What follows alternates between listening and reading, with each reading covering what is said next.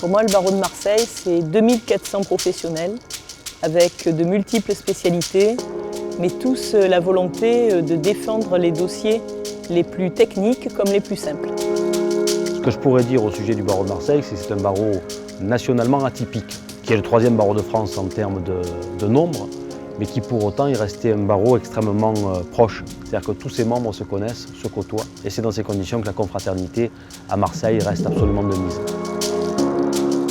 Il y a de nombreux faits qui ont marqué le barreau de Marseille. À mon sens, le plus significatif, c'est une date, le 10 septembre 1977, le jour où s'est passée la dernière exécution, la dernière peine de mort au barreau de Marseille et dans la France. 4 ans plus tard, en 1981, la peine de mort a été abolie. Le barreau de Marseille est un grand barreau français qui est écouté dans ses actions, dans sa parole, et il rayonne en France et puis il rayonne aussi à l'étranger.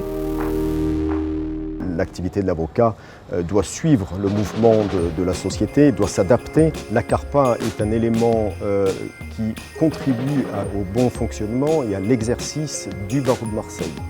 Elle doit permettre aux avocats de répondre au mieux aux intérêts de leurs clients. Il y a de très beaux projets qui sont en prévision, notamment un projet de formation des barreaux à distance, et notamment du barreau de Guadeloupe. Nous ferions des formations à la maison de l'avocat au barreau de Marseille, qui seraient retransmises en direct, en présentiel, pour les avocats éloignés.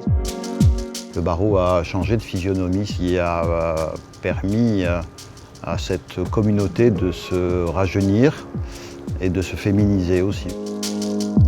C'est un barreau assez extraordinaire avec beaucoup de gens qui se connaissent, qui s'apprécient, qui travaillent bien ensemble. Et je trouve que ce barreau donc, a une vraie vie collective qui n'existe pas ailleurs. La raison pour laquelle j'ai voulu être bâtonnier du barreau de Marseille est très simple, rendre à mon barreau ce qu'il m'a donné.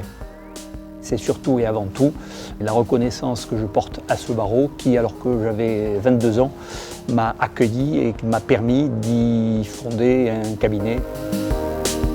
Le barreau de Marseille a une certaine couleur. Et de la même façon que nous sommes près de la mer, où il y a toujours beaucoup de vent, c'est un barreau qui a du souffle. Alors, le Géodiscope, c'est un événement qui a été créé il y a 28 ans. Ça a été créé pour essayer de faire plaisir à mon barreau, de faire plaisir à ma ville. On a créé pour essayer de réunir l'ensemble des juristes. Et là, j'avais envie qu'on fasse la fête tous ensemble. Et on a fait la fête tous ensemble. Et on a fait du sport tous ensemble dans une manifestation qui est, j'allais dire, œcuménique. C'est-à-dire, il n'y a plus de profession, on est tous ensemble et on s'amuse.